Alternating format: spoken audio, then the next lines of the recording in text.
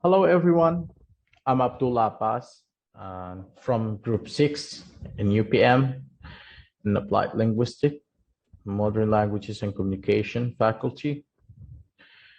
Today, we are going to present a multimodal discourse approach to research speeches, a study that has been done by Noelia, Ruiz, Madrid. And I'm going to present from the Group 6 discourse analysis. Here, we have to start by comparing between pitching and 3-minute thesis in order to understand and take a view to see what's research pitches. Research pitches are presentation. It's a presentation just like 3-minute thesis, but there's some differences we should know about. It's about starting a research. And it's academic expert. The audience are academic expert, which is giving an academic impact on the audience or the study. It's written and verbal. It could be private or public, which is it goes from 15 to 30 minutes. That means it's longer than 3-minute thesis. Yeah. It's facilitating technical feedback. There's a feedback there. Yeah, and which is a starting by starting a conversation. It's ongoing. It can be a long term. Yeah, it's not just research. Could be any other type of study. The presenters may be participating in projects. Excuse me. We all know that 3-minute theses are reasonably advanced, and the audience are lay audience. They are not experts, which is verbal only, and public, and it's 3 minutes. Not really about feedback. It's about starting a conversation, a short-term one, and it's only focused on thesis. We all know that. So we know something about pitching right now, research pitching, pitches. Yeah. And here. Research pitches, as we talked about it before, which is strong oral academic communication abilities. Claim to be valuable advantages for both early career established scholars. Yes. Research pitches are perhaps one of the most recent oral genres to emerge in academia, in academic way.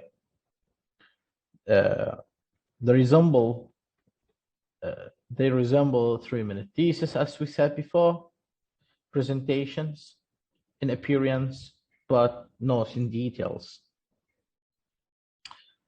Yeah. Let's talk about the two main goals of the study. Two main goals of the study is, to begin with, examines the rhetorical structure of research pitches in oral in order to offer a broad backdrop, microanalysis of the opening and closing actions. And secondly, it's about using a multimodal approach. It investigates how multimodal ensembles and organized by speaker contribute to the communicative goals of successful research speeches in English's opening and closing motions. Yes. The researcher's goal is to figure out how multimodality helps these specific gestures to achieve their communication goals, then to discover their multimodal examples. Yes. The major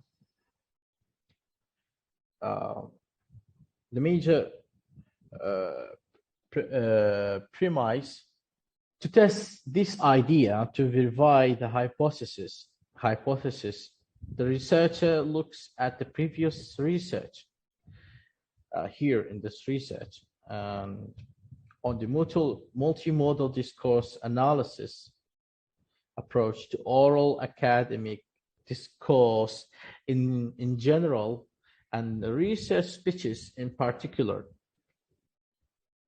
The case study method, as well as the organizational structure, linguistic components, and rhetorical features of the successful research speech are next discussed. Gonna tell you about, and finally the researcher investigates the multimodal features of one opening and one shutting by looking at their modal density. Ruiz in 2004 was especially interested in how modes interact and their modal coherence, or constancy in how they are employed, as well as Valeras Jurado said in 2019. Here, talking about the multimodal discourse analysis approach to research speeches. Research speeches are still considered a new genre, and as a result, they are not well studied. And Ruiz Madrid, for its genre article and his study,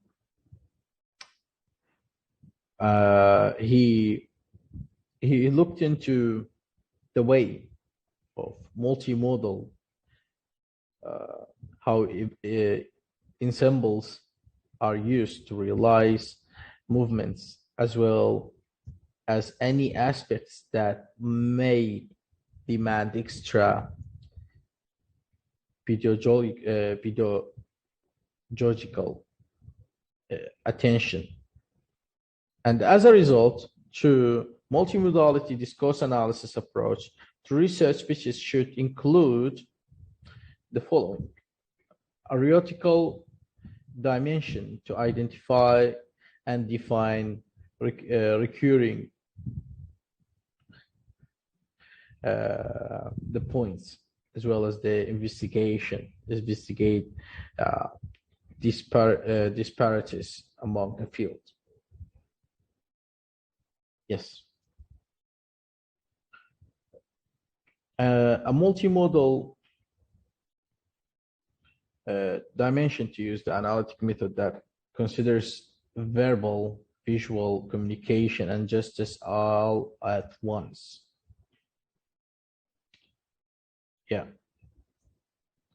A pedagogical dimension to enable researchers and PhD students effectively prepare their research speeches through the development of informed pedagogical ideas. From multimodality discourse analysis standpoint, this section briefly explains each of three dimensions and their importance in the characteristics of the research pitches. And the purpose of the study here is the goal of the study of this research is to show how an multimodal discourse analysis method can help with a better comprehension of the research pitches and theoretical structure to accomplish. So the researchers examines two examples of study pitches, one of an opening move and the other of closing move. The multimodal characters of this action influence the section in fact, but because they feature examples of speakers grabbing the audience's attention and emphasizing their take-home message. These two gestures are likely to be extremely modally dense. The following are the research questions that guided the multimodal analysis. Okay, so the research questions were what are the characteristics of multimodal ensemble used by speaker and the research pitches, opening with the closing moves? And the other question was, what role do these multimodal ensembles play in research pitches, rhetorical structure? The research reveals the multimodal affordances used by researchers to capture the attention of their audience at the start or finish the presentation. As a result, it might aid researchers in determining which semiotic resources can be used to persuade their audience of value to research, and it may eventually enable them to master the generic nature of these specific actions. So here, as a data collection, the corpus of the study is made up of 6 research pitches chosen from 2 contests held at University of Universitat Xueyuan in Spain in 2016 and 2017. The transnational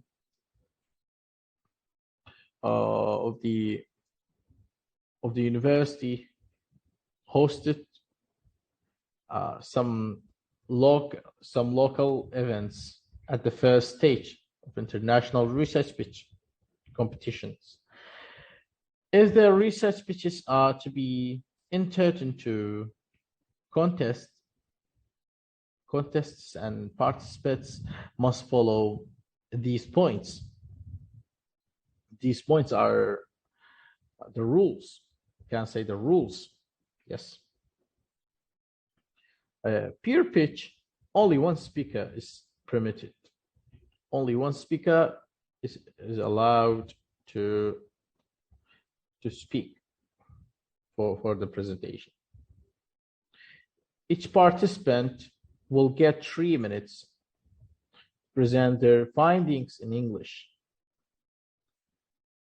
No, yeah, I'm telling you, 3 static slides, I mean.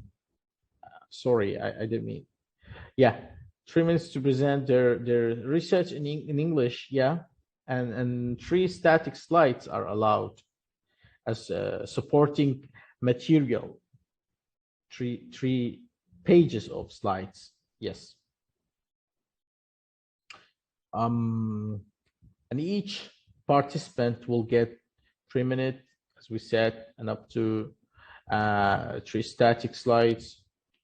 And pitch videos must be filmed and edited to be presented. They should incorporate the logos and use the logos of presenters' universities. Like the logos of universities should be used in their presentation, in their slides. Because of the Regis contains the research pitches are prepared ahead of time rather than given on the spot. It should be like that. It should be prepared. However, the researcher does not see lack of actions as a flaw in study, but rather as intrinsic characteristic that should be considered when interpreting the data. The nature of modes, gestures, images, and speech being more or less spontaneous could impact the multimodal ensembles model coherence, but not in its nature. According to him, to multimodality discourse analysis, as a result, while spontaneity may affect communicative efficiency, it has no bearing on the multimodal ensembles construction. Yes. In this section, I will talk about the corpus, method, and material, and I will present the rhetorical macrostructure of the RP. Look at the description of the corpus. The total size of the corpus is 17 minutes and 17 seconds. There were 6 speakers. 5 speakers were female and 1 was male. All of them were non-native speakers with high proficiency in English. C1 and C2 levels according to the Common European Framework of Referring to Languages. The corpus was varied in terms of disciplines. 2 speakers from linguistics, 2 speakers from law, 1 speaker from medicine, and 1 speaker from psychology. For the present study, the corpus was used with 2 purposes. Number 1, the 6 RPS were analyzed to determine the rhetorical macrostructure of the journal. Number 2, Move 2 and Move 5 of the 6 RPS were further analyzed to look into their multimodal microstructure. The selection of these 2 particular moves was made on the basis of their communicative aim and their multimodal nature. Both moves have a similar persuasive communicative aim. Move 2 has the function of calling the audience attention, and the communicative aim of Move 5 is to provide the take-home message. And the analysis of corpus. There were distinguished modes. Number 1 is words, mainly those used as stylistic strategies and method discourse. And number 2, 4 types of kickness: gesture, head movement, facial expression, gaze, as well as the way they interact with speech. Number 3, parallel language, as well as the function it accomplished in the discourse. Number 4, the visual material used by the speakers. And the structure of the 6 RPS was analyzed in line with SWOT's move analysis. And the selected moves was conducted with the software Allen. This is a linguistic annotation tool, and it makes it possible to transcribe and annotate audio and video files, and to organize transcriptions and annotations in different tiers. The transcription tail included the orthographic transcription. The moves tail contained annotation about different moves in the RP. The paralanguage tail included the analysis of annotation. The words tail included the rhetorical function of significant words. Gestures were analyzed in two different tails to capture their type. Gaze and facial expressions were also analyzed in different tails. Next part, I will present the rhetorical microstructure of the RP. Look at the first move, the introduction. Allow speakers to introduce themselves and contextualize the communicative introduction by giving their name, affiliation, and some brief information of their time and topic of their RP. Look at the RP6. For example, hello, my name is blah blah blah. I work for the Department of Medicine at the blah blah blah, and I have 3 minutes to explain to you what we were working on. However, move 1 should be considered an optional move, since only 2 RP2 and RP6 out of the 6 speakers introduce themselves. Move 2. Speakers have to draw the audience attention to the problem or situation they were referring to. In order to do that, they can use different discursive strategies and structures. They address audience in a direct way. By asking a direct question, how many times have you heard these questions? Or combining narrative and keywords, mental illness and depression, like in RP3. They always use a second-person singular you to address the audience in a direct way. And in Move 3, review of previous research provides the speakers with the opportunity to contextualize their work by referring to previous literature. Speakers also justify the need for their research in order to fill the gap. In the RP6, for example, the speakers provided a brief explanation of what triggers the death of sales and what has been done so far in order to contextualize the gap to be filled. After that, she referred to a direct and simple question, like how do we do that, to advance to the next move. In Move 4, explaining the research, the benefits and advance that it will provide to solve the previously described problem or situation. It allows speakers to outline their specific research and the benefit it will bring to their field. Look at the RP4. The speaker introduced the benefit of his research with a clear statement.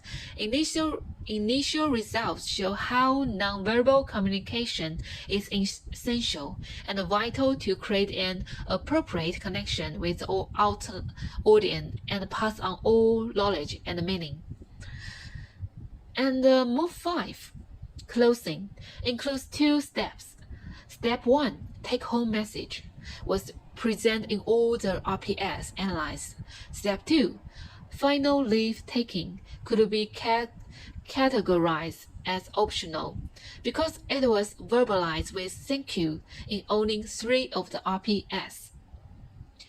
In this last move, the speakers attempt to attract the audience attention by using different linguistic structure to finish their RPS. For example, like in RP5, do you want to solve it? Or like RP1, have you ever been a victim of correction? Or like RP4, think about it. They always use direct questions.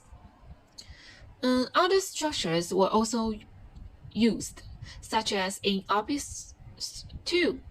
The speaker closed her pitch by suggesting that the audience should take action. Let's help them acquire the academic achievement they all deserve. And in the case of RP2 and RP3 and RP6, the speakers use a short sentence, "Thank you," to finish their speech and move on to take leave. The results presented above provide insight into the rhetorical microstructure of RPS. A more detailed and comprehensive analysis is needed to fully understand how communicative aim of each move is fulfilled. And it is important to know that this process frequently implies the use of several modes. The interpretation of each mode can change depending on whether it is examined in isolation or within the context of full modal ensemble. An MDA approach can review how modes may contribute to a joint communicative aim in ways that would go unnoticed if only one mode is unnested.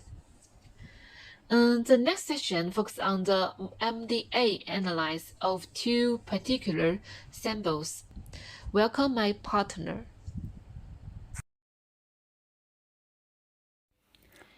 Okay, based on the analysis of my partner, I'm going to talk about 4.2, that is the microstructure of the specific two moves. So the research objects of this section is, firstly, move 2 in research pitch 1 and move 5 in research pitch 2. Firstly, let's have a quick revision of figure 2, as my partner have had detailed analysis of the 5 moves in each pitch. I'm going to focusing on the review of move 2 and move 5. Move 2 is for calling the audience attention to the problem or the situation that needs researching. Move 5 is the closing move, and it is for inviting the audience to think further about the topic. And as an optional choice, it is for final leave-taking. So we can see that the reason for choosing both move 2 and move 5 are because they have similar persuasive communicative aims. The hypothesis of this section is that both move 2 and move 5 would be modally dense, complex, and coherent in order to be effective in persuading the presenters, audiences of the importance of their research. That is, the modal density and the modal coherence will be analyzed and to prove that it is helpful for achieving the communicative aim in both move 2 and move 5. Firstly, let's have a general comparison of the two moves in their pitches prospectively. From the perspective of duration, move 2 in RP1 only lasts 8 minutes, which is the shortest among all the move 2 in all the 6 pitches, while move 5 in RP2 lasts around 16 seconds, which is longer than the average. And move 2 is in the field of law, which is focusing on corruption, while move 5 is in the field of linguistics, and it is focused on the difficulties of English as a foreign language learning for dyslexic students. From the perspectives of representation of multimodal ensembles, the researcher here uses the size of the bubbles to describe the frequency of the different modes. So we can see that gestures paralanguages, and languages are the three major modes that is adopted to represent the multimodal ensembles, and the difference lies in the head movements. Move 5 frequently adopted head movements, which is different from move 2. We will have a detailed explanation later with the help of the two pictures given by the researcher. And the researcher divided move 5 into 3 sequences, while move 2 into only 2 sequences. We can see that by research, the results are the same. That is, all the modes cohered in a well-orchestrated multimodal ensemble that contributed to a common and clear communicative aim. Then firstly, let's have a detailed analysis of move 2 in RP1.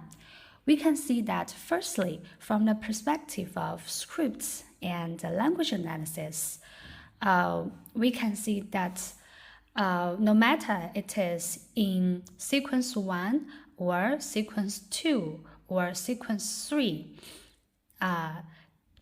M2 uses the imperative sentence imagine and with the combination of the second person pronoun as well as the second person adjectives with the combination of the words bar, beer, or your close friends to shorten the distance between the audience and the speaker and to create a relaxed atmosphere for the audience and also for the speaker herself to continue the speech. From the perspective of facial expression, gaze, gestures, we can say that from the very beginning to the end of this move, the speaker always gaze fixed out on the audience, which shows that the speaker attached a great importance to the feedbacks given by the audience. This is actually a kind of showing of mutual contrast. As for the gestures, the speaker adopts metaphorical gesture from the beginning to the end by using the recurrent gestures to have a relaxing and friendly atmosphere provided to the audience.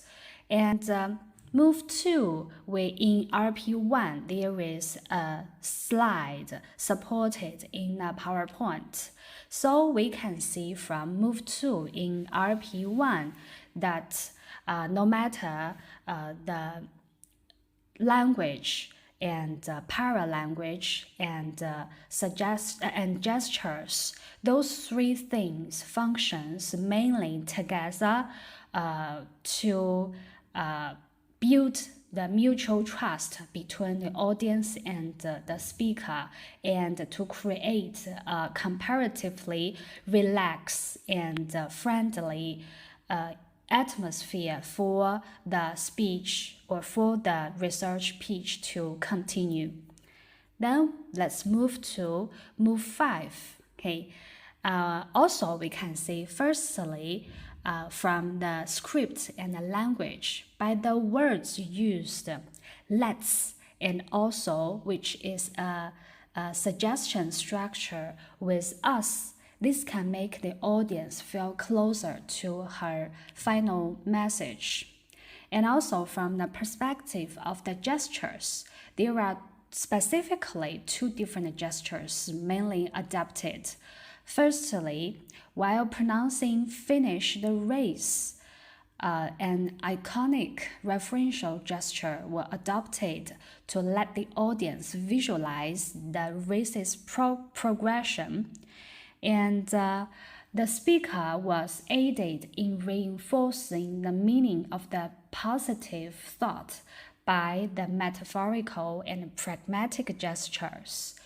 And also, as mentioned by the researcher, the high-pitched words was stressed from beginning to the end to rouse the attention of the audience. There is another thing that needs to be enhanced or needs to be reminded is that the head movement, which is frequently adopted in sequence 2 of move 5. By having such kind of head movement, the speaker is actually emphasizing the final message through a patterned rhythm, which can also build trust between the audience and the listeners. So, all in all, move 5 in RP2 is aiming on seek the attention and to arouse the curiosity of the audience. And also, as the last part of this research pitch, the listener, the speaker is going to calling for action. And by having such kind of combination use of the modes of linguistic and paralinguistic, as well as gestures and head movements, this communicative aim can be achieved. So, all in all, the whole section 4 identified the rhetorical microstructure of research pitches following Xueyuan's move analysis and analyzed the microstructure of 2 moves by examining how multimodal ensembles would contribute to the communicative aim of the 2 specific moves in research pitches. Well, a lot of thanks to my partners. I'm responsible for part 5 and part 6. Part 5 is a discussion about RP as multimodal genre. This research has 2 objectives. The first is to identify the rhetorical structure of research pitches following Xueyuan's move analysis. The second is to examine how multimodal ensembles contribute to the communicative aim of 2 specific moves in RPs M2 and M5. Concerning the first objective, the analysis of the macro structure revealed that only 2 of the 6 speakers made an initial greeting or introduced themselves. They usually started by drawing the audience's attention to the problem or situation under investigation, and then went on to refer to the previous research or contexts, explain the research and its benefits or advances for the particular field, and then place the special emphasis on the take-home message. And also, final leave taken in M5 was not present in all the RPs. The speakers seem to prefer closing their speeches with an effective take-home message and including the leave taken in the final slide of the presentation. The speakers employed linguistic features such as you, direct questions, etc. The use of these specific linguistic features seemed to help them make their message home and more persuasive. And as for the second objective, the microanalysis of M2 and M5 showed that 2 moves shared strong similarities in terms of density and modal coherence. These results suggest that multimodal ensembles in M2 and M5 played the crucial role in their communicative aim and were far more complex rhetorical constructs than mere signposts guiding the speaker through the discourse. And secondly, language, gestures, and paralanguage were the most relevant modes in these specific moves because they constantly contributed to the effective achievement of the communicative aim in question. Concerning language, the analysis of both examples show that the speakers attempt to construct an engaging and effective relationship with the audience by using concepts or words that carried some sort of emotional semantic content. Both speakers made use of inclusive pronouns, for example, we, us, that helped them guide the listener towards a perceived relevance of the reported research, and contributed to the construction of a common ground and rapport with the audience. The speakers also resorted to the specific grammatic structures, such as a suggestion speech act, to engage the audience and prompt a particular response. Besides that, both speakers use head movements and gestures to enrich the meaning of their message. The analysis of both excerpts reveal that gestures, especially those involving hand movements, were constantly present in the two moves to engage alignment between the presenters and the audience. As for paralinguistic features, intonation was used by both speakers to project their intentions and assumptions. Thus, intentions and head movements helped emphasize keywords in both RPs. These paralinguistic features appear to have served a topic-focused function for the speakers and therefore enhance the effect of the message on the audience. This combined use of the modes is a good example how the communicative aim of this genre can be fulfilled by multimodal ensemble as a whole rather than modes in isolation, and highlights the added value of MDA. There are some other modes, for example, facial expression, gaze, and visuals. Despite their relative low relevance in multimodal ensembles, they should also be taken into consideration for a comprehensive understanding of the genre. For example, facial expression might also play a role when combined with the rest of the mode to achieve communicative functions, because in both examples, the speakers showed a serious facial expression when they wanted to draw the audience's attention to a relevant message. Gaze is another mode that might be considered in combination with the other semiotic modes. For example, like the role of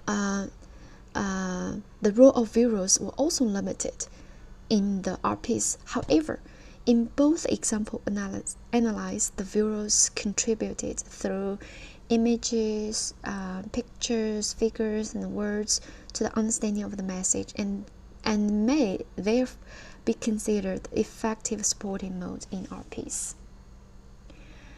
And here comes the conclusion of this research.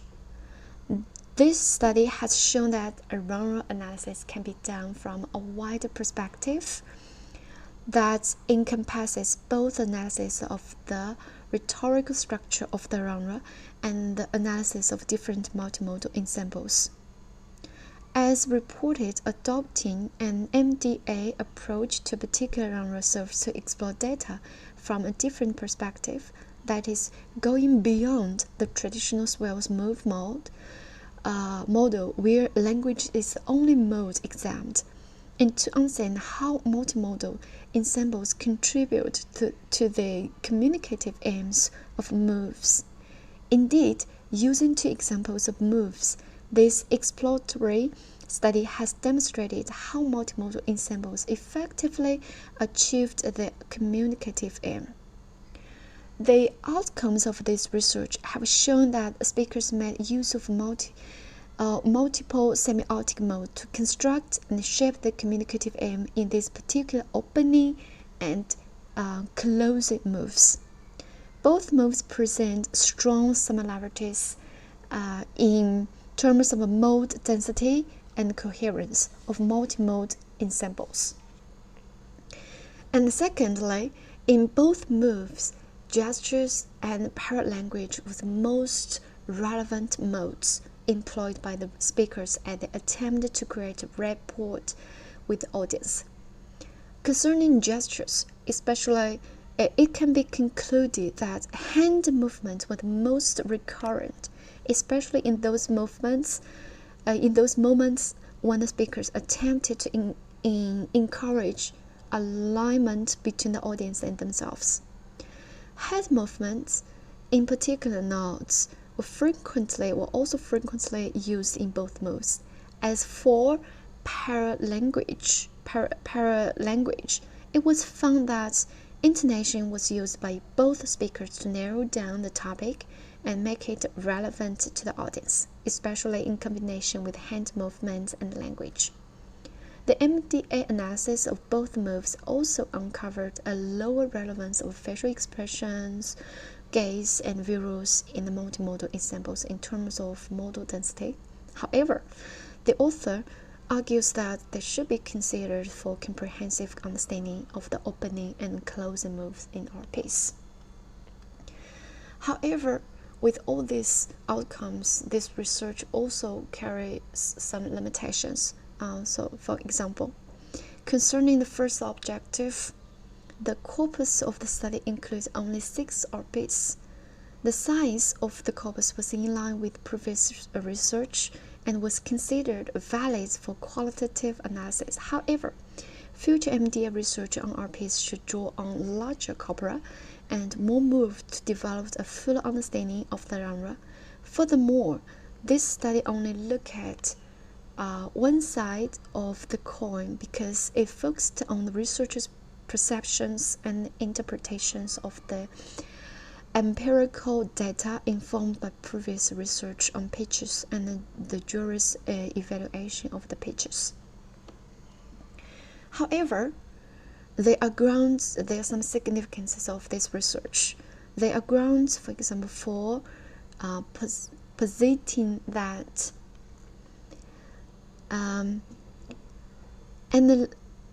analytical framework presented in this paper can contribute to identifying those specific multimodal genre traits of oral academic genres because it is flexible and easily adapted and data-driven.